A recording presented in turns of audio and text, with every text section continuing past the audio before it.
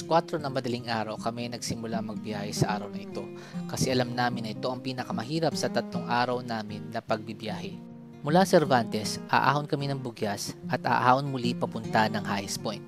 Mula naman sa Highest Point, bababa na kami patungo ng Baguio. Bababa na lang ng Baguio, ang akala naming lahat. Pero sa huli na namin naisip at natuklasan na madami pa din palang ahon ang pagbaba ng Baguio.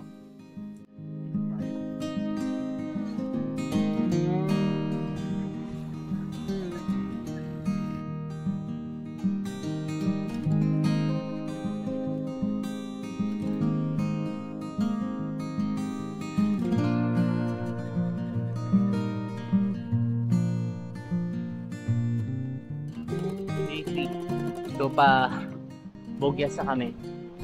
Tapos from there akit yata ng Old Highest Point din.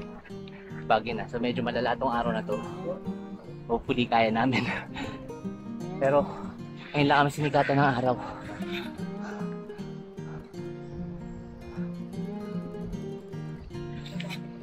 Kaya ang ganda rin. Yun mo lang.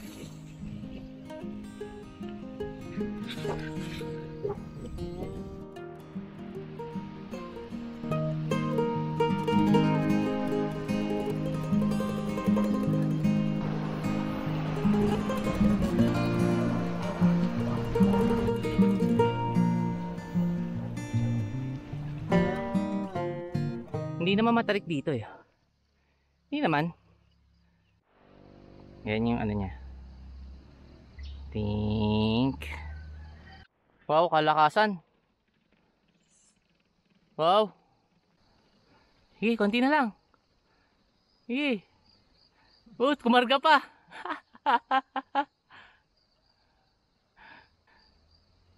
Kaya?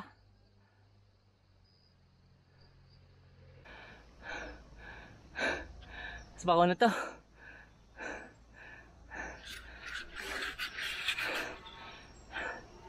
Grabe.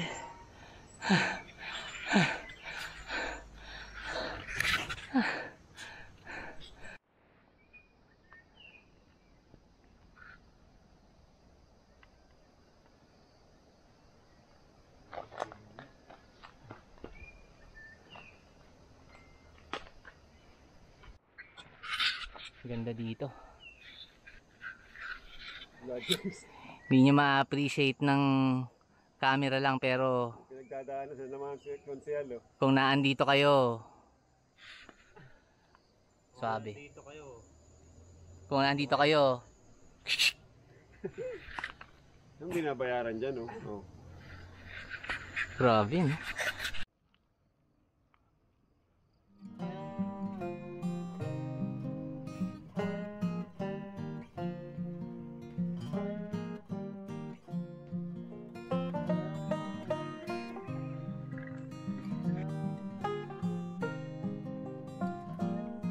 Sport lang tayo. What's up, boys?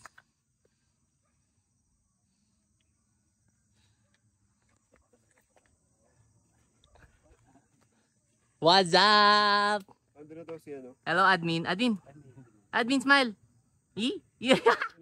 Hello, Mat. Smile. Kinikilig. Son.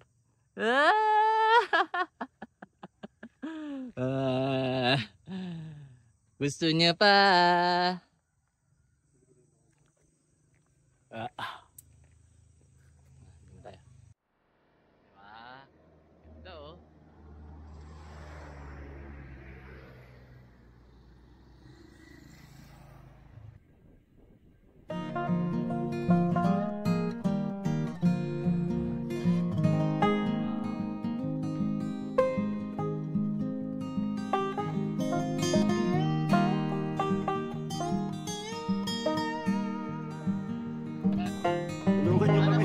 Tulungan nyo kami.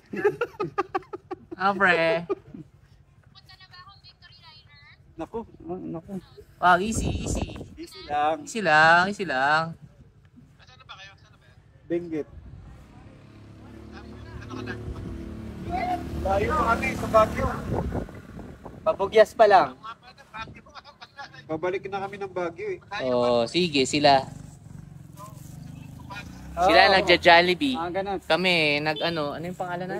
Isaw, Bitungong Manok. So, papunta na kami sa Bugyas. Parang siguro mga 5 or 4K na lang to go. Lagi. Yan. So, yung ahon dito dire-diretso na between 6 to 10%.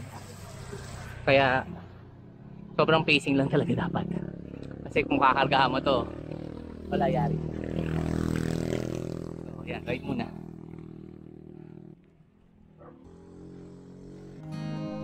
Ganda.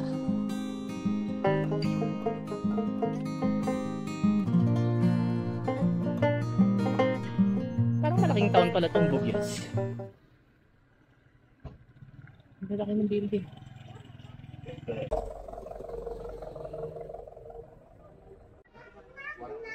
Wow!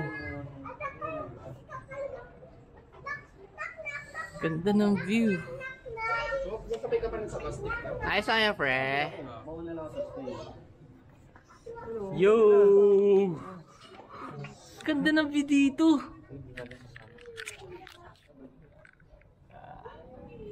Yan, so dito kami sa Bugyas. Lunch lang muna. Tapos, ako ng ano? Atok, no? Ice point. Ata. Uy, grabe yung ano, last 500 meters, no? Grabe yung siko, eh. Balakang ko po. Sabi ko, 500 na lang to, malapit na to. Tinulak na namin ni DJ. Grabe. Paano?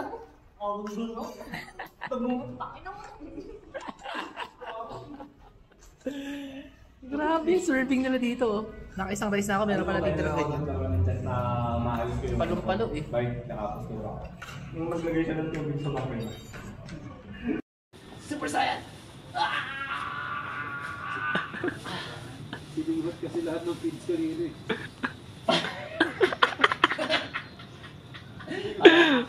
So, papunta na kami sa ano ngayon? Atok ba? Sa Old Highest Point. Paalis na kami ng Bugyas, so medyo pagabi na 4. So hopefully makarating kami doon, tapos after ng rekta ng Baguio kami. So target namin maka-Baguio mga between 9 or 12. So we'll see. Inabot na kami ng dilim nang makaalis ng Bugyas. Ulan, nanunod na lamig, dilim at pagod ang kasabay namin sa pag-ahon patungo ng highest point.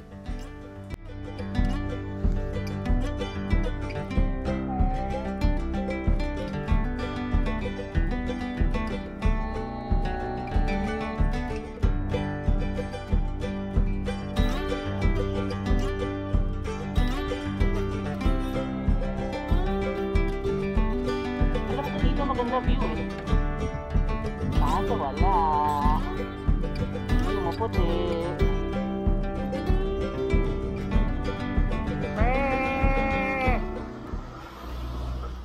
Amen! Ang lamig dito.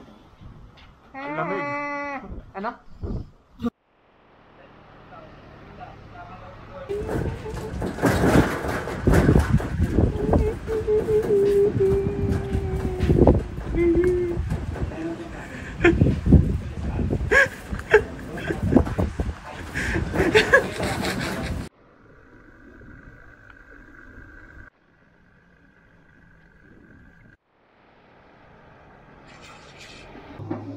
Dinner muna. Ha?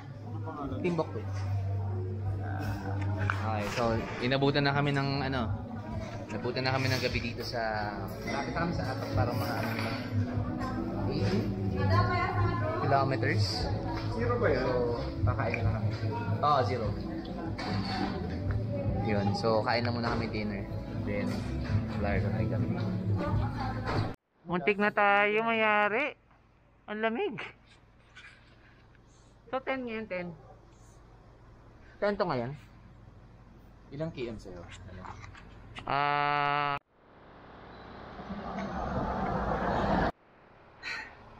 Konti na lang.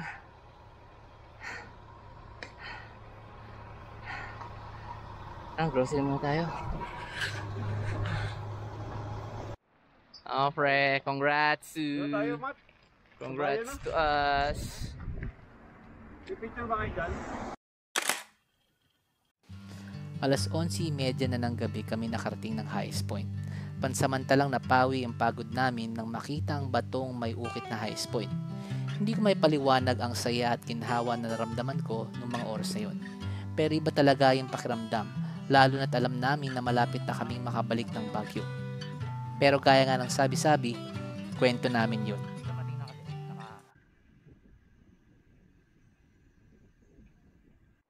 Pati na pa si admin. Ayos lang. Yeah. Magpa ng coffee ko. 24/7 pandesal. Wow, bagong luto. Coffee ko black. Magkano po yun? Hop. Okay. Tamang tsaka konti. Nga pre.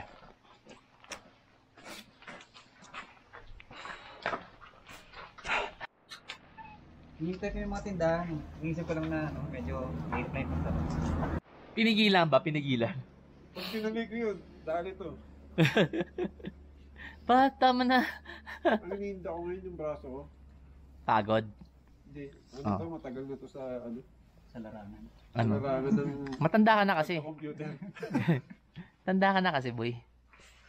Yung man kaya nga sabi na Owi sa rin yan. Notable din. Ano? Ganyan. Ayan o. Sige, ayan. Kuha yung boy, kala mo?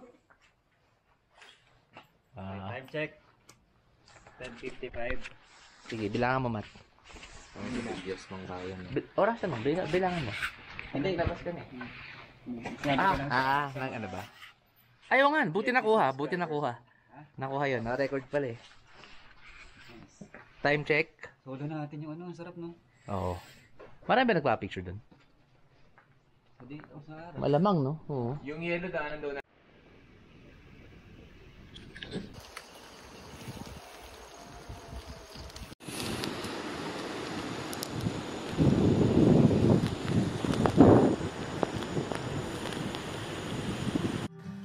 Alas 4:30 ng umaga. Yan yung oras na dumating kami ng Baguio. Sa puntong ito, higit 24 oras na kaming nagbibiyahe. Hindi maipinta ang ginhawa at saya sa aming mga muka nang sa wakas, narating na namin ang aming tutuluyan sa Baguio. Makakasipsip na din ng mainit na kape, makakapaglinis ng katawan at maipipikit na ang mga namumungay na mata matapos ang araw na dumaan. Init, nanunot na lamig, dilim, ulan, baha, pagod. Lahat ng yan ay kasabay namin sa aming 3 araw na paglalakbay. Saya, tawanan, kulitan, kainan, mga alaalang hindi malilimutan. Yan ang baon naming pauwi at umaasang masusundan pa muli ng panibagong paglalakbay na muling susubok sa aming mga binti.